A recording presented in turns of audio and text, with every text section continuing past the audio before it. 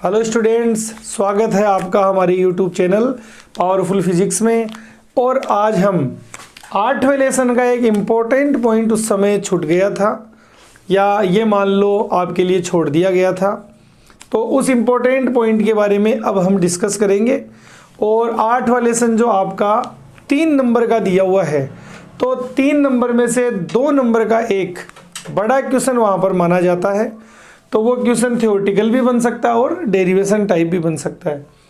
तो अगर theoretical question बनता है तो पहली चॉइस एग्जामिनर की चुंबकीय शैथिल्य वक्र ही होगी, या फिर दूसरी चॉइस है भूचुंबकत्व के घटक, जिसमें 3 पॉइंट थे, वो पीछे वाले वीडियो में हमने अच्छी तरीके से समझा दिया। अगर आपने वो नहीं देखा है तो उसे आप जरूर देखो।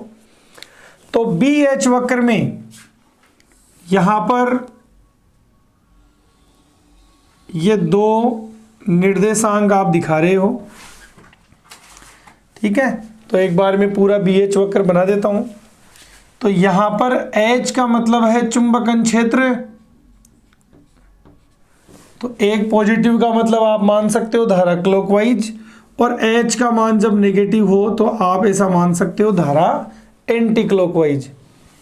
दूसरी तरफ B का मान आप पॉजिटिव भी ले रहे हो और नेगेटिव भी ले रहे हो। इसका मतलब ये है कि जो लोह चुंबकीय पदार्थ की छड़ आपने ली है वो कौन सी दिशा में चुंबकित है। अब देखो चुंबकीय शैथिल्य वक्र है क्या, तो आप जो लिखावट लिखोगे ये देखो पूरा थ्योरेटिकल पॉइंट ही है। तो ये आप मान लीजिए एक नर्म लोहे की छड़ है। इस नर्म लोहे की छड़ पर आप ये विद्युत रुद्ध तांबे के तारों को लपेट रहे हो और इसमें आप धारा प्रवाहित कर रहे हो। तो जैसे ही आप यहां धारा प्रवाहित करोगे तो आप ऐसा भी मान सकते हो कि एक परिनलिका के अंदर आपने चुंबकीय पदार्थ रख दिया। तो जैसे ही आप धारा प्रवाहित करोगे तो सबसे पहले इस धारा के कारण बल रेखाएं उत्पन्न होगी। तो मैंने आपको एग्जाम्पल के रूप में ये 4 बल रेखा या 5 बल रेखा दिखा रखी है। तो परिभाषा में भी आपने लिख रखा है कि निर्वात में उत्पन्न चुंबकीय प्रेरण का वह भाग जो यहां धाराओं के कारण उत्पन्न होता है, ऐसे भाग को आप बोलते हो चुंबकन क्षेत्र H। निर्वात में उत्पन्न चुंबकीय प्रेरण का वह भाग जो केवल और केवल इन धाराओं के कारण उत्पन्न होता है, उसे आप बोलते हो चुंबकन क्षेत्र H। और ये जो चुंबकन क्षेत्र है ये पूरी तरीके से धारा पर निर्भर करता है। अगर आप धारा के मान को बढ़ाओगे तो ये मान बढ़ेगा, धारा के मान को घटाओगे तो ये मान घटेगा, ठीक है। अब जब ये चुंबकन क्षेत्र उत्पन्न हो चुका है तो आप धारा का मान बढ़ाते जा रहे हो, चुंबकन क्षेत्र का मान भी बढ़ता जा रहा है। एक अवस्था अब ऐसी आएगी कि ये जो अंदर रखी हुई नर्म लोहे की छड़ है ये बन जाएगी चुंबक, यानी ये चुंबकीय गुण को ग्रहण करती जा रही है। तो पहले एक बल रेखा बनी और इसने चुंबकीय गुण को ग्रहण किया, 2 बल रेखा बनी, और चुंबकीय गुण को ग्रहण किया, 3 बल रेखा बनी। तो इस प्रकार से आप 3 बल रेखाओं में से एग्जाम्पल के रूप में मान सकते हो कि ये नर्म लोहे की जो छड़ है वो पूरी तरीके से चुंबक बन चुकी है। तो यहाँ पर इस पदार्थ के चुंबकन के कारण जो क्षेत्र उत्पन्न होता है उसी को आप बोलते हो चुंबकीय क्षेत्र B। और टोटल दोनों क्षेत्रों की बात करो तो आप उसे चुंबकीय प्रेरण बोल सकते हो। तो पहले वाला जो पार्ट है यहाँ पर ग्राफ का, तो आप ये कहोगे कि जब H का मान बढ़ाया जाता है तो B का मान भी बढ़ता है प्रारंभ में। जैसे आपके सामने की धारा बढ़ा रहे हैं, एक बल रेखा बन रही है, 2 बन रही है जो ब्राउन कलर की दिखा रखी है। तो यहाँ भी ये नरम लोहे की छड़ धीरे धीरे चुंबकित होती जा रही है। फाइनली एक अवस्था ऐसी आई कि यहाँ पर नर्म लोहे की छड़ पूरी तरीके से चुंबक बन गया और 3 बल रेखा उत्पन्न हो गई। अब नर्म लोहे की कैपेसिटी इतनी ही है कि वो केवल और केवल 3 बल रेखा ही बना सकता है, जबकि H का मान तो धारा पर निर्भर करता है। आप धारा के मान को कितना भी बढ़ा सकते हो। तो लास्ट में आपका जो ग्राफ है वो एक पॉइंट पर आके रुक जाएगा। यानी आप ऐसा बोल सकते हो कि भाई आपने जब H के मान को बढ़ाया तो B का मान भी बढ़ा, और एक अवस्था के बाद में ये B है वो संतृप्त हो गया, यानी अब H का मान बढ़ाने पर B का मान नहीं बढ़ेगा। इसका मतलब कि अंदर रखी हुई जो नर्म लोहे की छड़ है वो चुंबक बन गई। एग्जाम्पल के रूप में आप मान सकते हो कि ऐसा करने में आपको धारा को 0 एम्पियर से 50 एम्पियर तक बढ़ाना पड़ा। एग्जाम्पल के रूप में मान लो अब आप ये चाहते हो कि नर्म लोहे की जो छड़ चुंबक बन चुकी है उसे वापस नर्म लोहे की छड़ बनाई जाए। तो आपने धारा को कम करना चालू किया, 50 से आपने 49 किया, 48, 47, 45, 40, 30, 20 ऐसे कम करते करते आप 0 तक पहुंच गए वापस।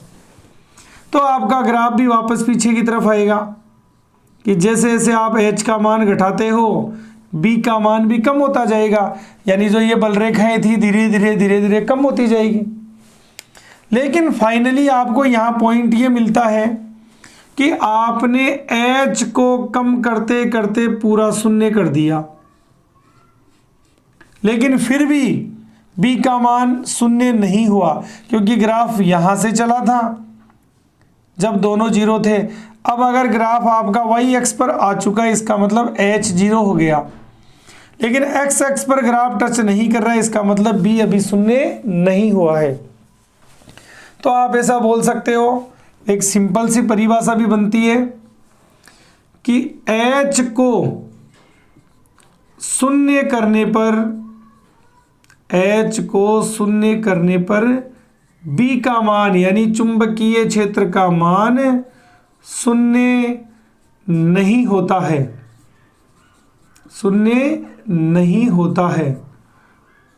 कुछ अवशेष बच जाता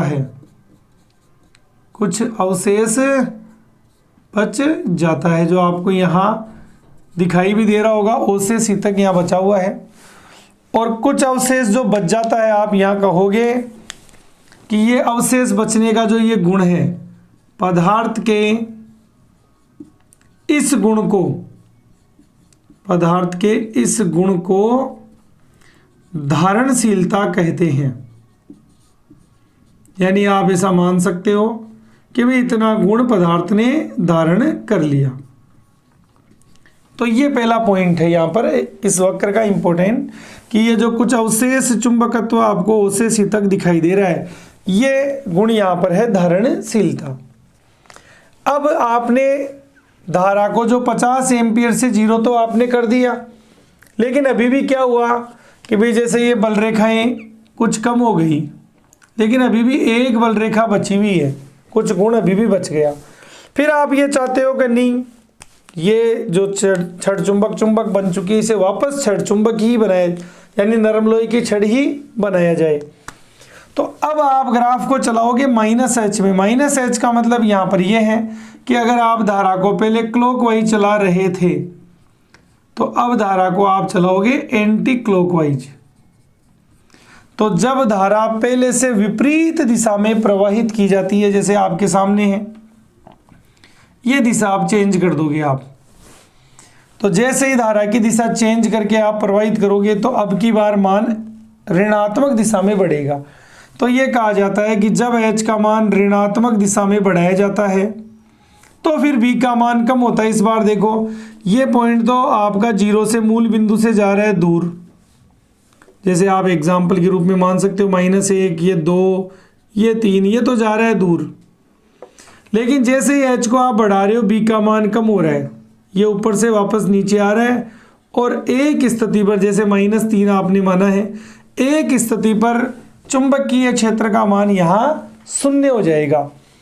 तो इस क्षेत्र को तो आप बोलते हो यहाँ निग्रह क्षेत्र, और पदार्थ के इस गुण को आप बोलते हो निग्रहिता। तो आप यहाँ लिखोगे कि जब H का मान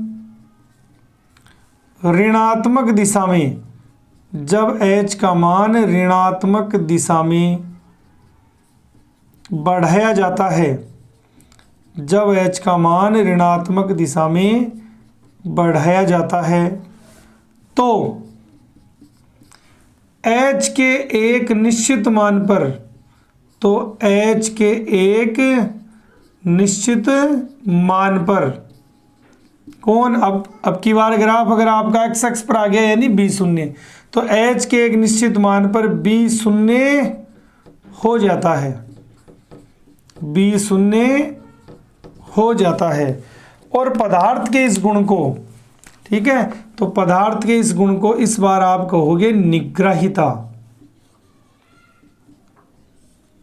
तो पहले आपने H को शून्य किया लेकिन फिर भी B का मान शून्य नहीं हुआ, कुछ अवशेष बच गया, वो गुण धारणशीलता है।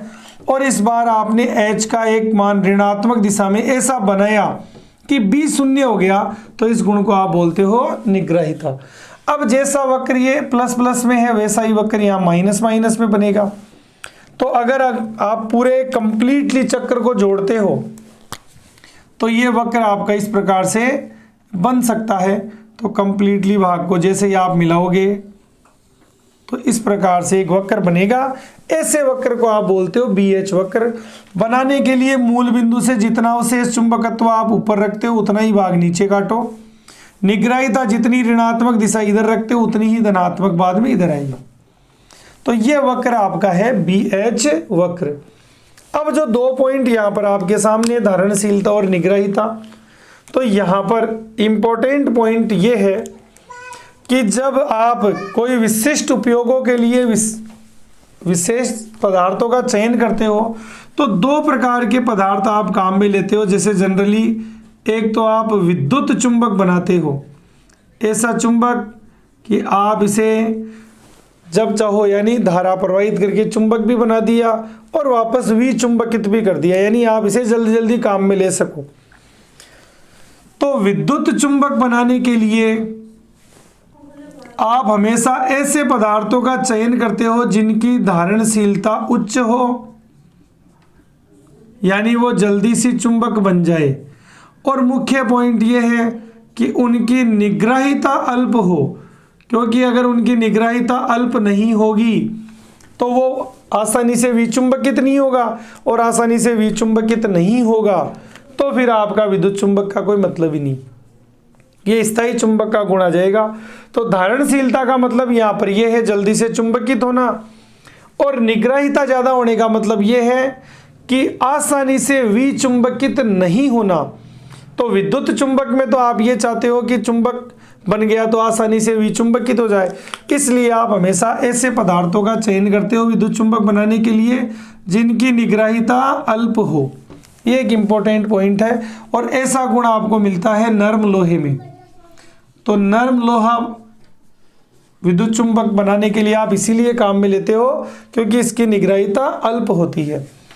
अगर बात की जाए स्थायी चुंबक की, तो स्थायी चुंबक बनाने के लिए आप हमेशा ऐसे पदार्थों का चयन करते हो जिनकी धारणशीलता तो उच्च मान सकते हो, कुछ बुक में अल्प भी दिया हुआ आपको, तो जिनकी धारणशीलता तो हो उच्च, यानी वो जल्दी चुंबक बने, लेकिन उनकी निग्रहिता भी उच्च होनी चाहिए, यानी वो आसानी से विचुंबकित भी ना हो। क्योंकि अगर उनकी निग्रहिता उच्च नहीं होगी तो वो जल्दी से विचुंबकित हो जाएंगे, तो आपने किसी भी स्थायी परिपथ में अगर उनको लगा रखा है तो वो लंबे समय तक चुंबकत्व का गुण नहीं देंगे। इसलिए स्थायी चुंबक बनाने के लिए आप हमेशा ऐसे पदार्थों का चयन करते हो जिनकी निग्रहिता उच्च होती है। और ऐसे पदार्थ होते हैं आपके इस्पात है यानी स्टील, और एक आपकी मिश्र धातु है एल निको, जो एल्यूमिनियम, निकिल और कोबाल्ट इनसे मिलकर बनी हुई है, ये मिश्र धातु है। तो एक इम्पॉर्टेंट पॉइंट आपका ये है, और कई बार आपको 1 नंबर के रूप में केवल BH वक्र भी पूछा जा चुका है। BH वक्र की तुलना भी आपसे पूछी जा सकती है। अगर मान लो इस BH वक्र की बात की जाए तो इसमें हम मान सकते हैं कि यहाँ निग्रहिता का जो मान है वो मान यहाँ पर उच्च है। तो अगर आपके आरेख में निग्रहिता उच्च हो तो आप ऐसा बोल सकते हो ऐसा BH वक्र वो इस्पात का है। और अगर तुलनात्मक यहाँ आप नर्म लोहे का बना के दिखाना चाहते हो इसी पर, तो आपको नर्म लोहे का ऐसा दिखाना पड़ेगा जिसकी निग्रहिता केवल एकदम अल्प होगी। देखो ये यहाँ पर ही 0 हो गया और ये यहाँ पर 0 हो रहा है, जबकि इसकी धारणशीलता उच्च है। तो ये पतले वाला जो वक्र है वो यहाँ नरम लोहा है। इसका मतलब कि आप विद्युत चुंबक बनाने के लिए ऐसे पदार्थों का चयन करते हो जिनके BH वक्र का जो क्षेत्रफल है वो कम हो। आप ऐसा भी बोल सकते हो, BH वक्र का जो क्षेत्रफल है वो कम हो, वो विद्युत चुंबक है। और जिनके BH वक्र का क्षेत्रफल ज़्यादा हो वो यहाँ पर स्थायी चुंबक है। तो स्थायी चुंबक बनाने के लिए आप ऐसे पदार्थों का चयन करते हो जिनके BH वक्र का क्षेत्रफल अधिक हो, आप ऐसा भी बोल सकते हो। और ऐसा पदार्थ है इस्पात। तो इस प्रकार से आपको दोनों वक्रों की तुलना भी करवाई जा सकती है, ठीक है। और ये दो इंपॉर्टेंट परिभाषा है, धारणशीलता और निग्राहिता, वो आप अच्छी तरह देख सकते हो। तो इस प्रकार से एक पूरे चक्र की बात की जाए तो नरम लोहा चुंबक बनेगा, चुंबक से वापस आप उसे नरम लोहा बनाओगे, फिर चुंबक बनाओगे, फिर नरम लोहा बनाओगे। क्योंकि देखो एक चक्कर में एक बार N इधर, एक बार S इधर, दूसरे चक्कर में S इधर और N इधर, ठीक है, ऐसे कंप्लीटली राउंड होगा। तो ये कहा जाता है कि इस पूरे चक्र में ये जो B का मान है ये हमेशा H से पीछे रहता है, यानी बाद में उत्पन्न होता है और जल्दी नष्ट हो जाता है।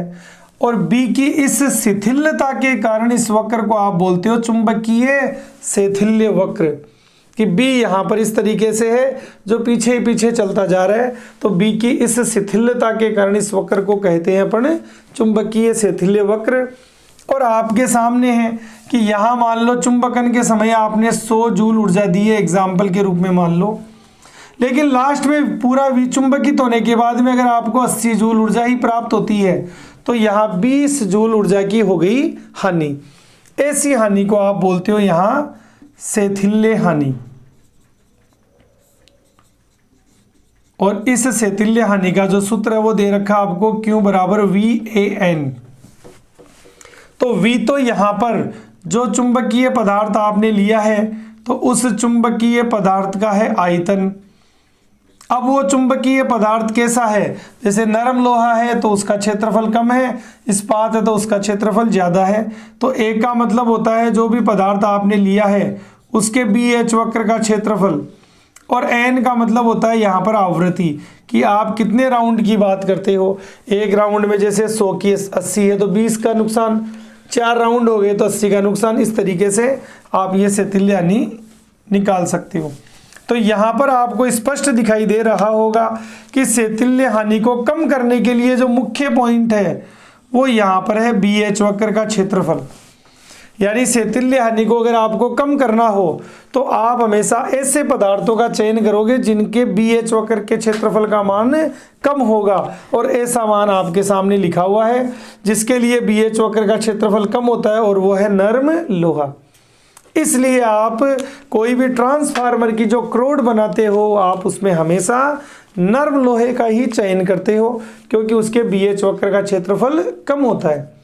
इसलिए ये पॉइंट इंपॉर्टेंट है कि आप अलग अलग रूपों में विभिन्न पदार्थों का जो चयन करते हो उसमें BH वक्र का क्या इंपॉर्टेंस है।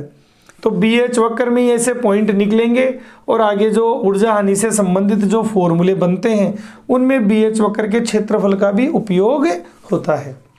तो इस तरीके से ये भी एक इम्पोर्टेंट पॉइंट है, कई बार यहाँ से क्वेश्चन आपको पूछा जा चुका है। थोड़ा आपको शॉर्ट में बताया हुआ है। इससे संबंधित अगर आपको नोट्स के रिक्वायरमेंट है, नोट्स चाहिए, तो जो हमारा वीडियो है उसके कमेंट में आप अपने नंबर दे दीजिए, तुरंत आपको इस पूरे लेसन की PDF उपलब्ध करवा दी जाएगी, ठीक है। और आप इस वीडियो को पूरा देखें, और इनसे पहले यानी इसी लेसन के कुछ वीडियो और दिए हुए हैं, और कोई अदर पॉइंट आपको लगे कि वो आपको समझना हो तो आप उसके लिए ज़रूर बताएं। धन्यवाद।